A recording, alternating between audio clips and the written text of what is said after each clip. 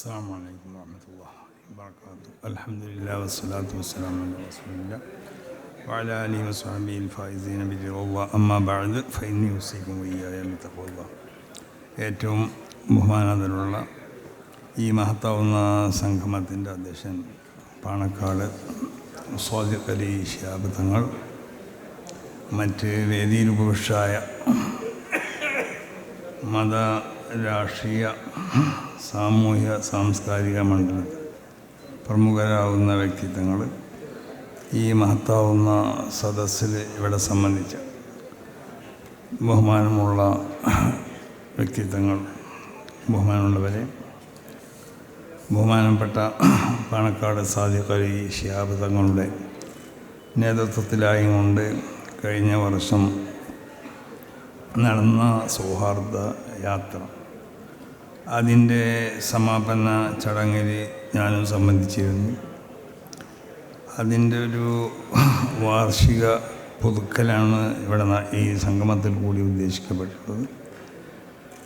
ഒരു മുഅ്മിനെ സംബന്ധിച്ചിടത്തോളം അവൻ്റെ ഹൃദയത്തിൽ വിശുദ്ധമായ ഈമാൻ അത് വന്ന് കുറച്ച് കഴിഞ്ഞാൽ അതിൽ നിന്ന് ഉത്ഭൂതമാകുന്ന ഒരുപാട് സ്വഭാവ ഗുണങ്ങളുണ്ട്.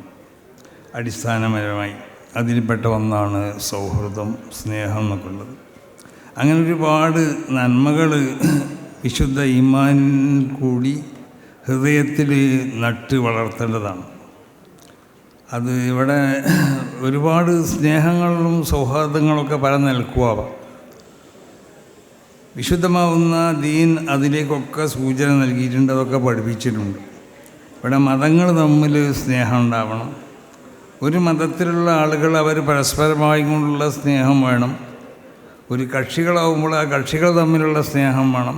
ഒരു മുന്നണിയാവുമ്പോൾ ആ നിലക്കുള്ള സ്നേഹം വേണം. ഉമ്മയും മക്കളും ബാപ്പമാരും തമ്മിലുള്ള സ്നേഹം ഉണ്ടാവണം. ഭാര്യ ഭർത്താക്കന്മാർ തമ്മിൽ, അങ്ങനെ സ്നേഹത്തിൻ്റെ എല്ലാ മേഖലയിലേക്കും ഇറങ്ങി തിരിച്ചു കൊണ്ടിട്ട് വളരെ ആഴമായ നിലക്ക് അതിനെ പഠനം നടത്തിയ, അതിനെ പഠിപ്പിച്ച ഒരു മതമാണ് വിശുദ്ധമാവുന്ന ഇസ്ലാം.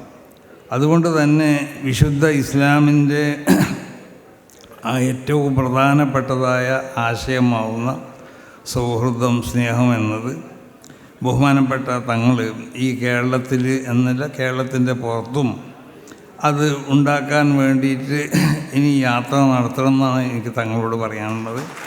അപ്പോൾ അതുകൊണ്ട് തങ്ങൾ നടത്തിയ ഈ യാത്ര, അതിൻ്റെ ഈ വാർഷികം, അത് ഏറ്റവും ഒരു സംഭവ ചരിത്രമാണ്. ഇത് ഇനിയും പുതുക്കിക്കൊണ്ടേയിരിക്കണം. മനുഷ്യന്മാർ തമ്മിൽ ഇവിടെ സ്നേഹം ഉണ്ടാവണം, മതങ്ങൾ തമ്മിൽ സ്നേഹം ഉണ്ടാവണം. ഇവിടെ മറ്റുള്ള ഓരോ അള്ളാഹുവിൻ്റെ സർവ്വ സൃഷ്ടികളെയും നമ്മൾ സ്നേഹിക്കണം.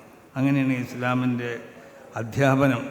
അത് സ്വീകരിച്ചു കൊണ്ടിട്ട് ഈ ഇതുപോലുള്ള സ്നേഹ സംഗമങ്ങൾക്ക് അതിന് പ്രചോദനം നൽകുക, അതിനെ പ്രോത്സാഹിപ്പിക്കുക, അതിനോട് സഹകരിക്കുക, അതിനെല്ലാവരും തയ്യാറാവണം, എല്ലാവരും ഓർമ്മപ്പെടുത്തിക്കൊണ്ട് ഞാൻ എൻ്റെ വാക്കുകൾ ഉപസംഹരിക്കുന്നു. അസ്സലാമു അലൈക്കും.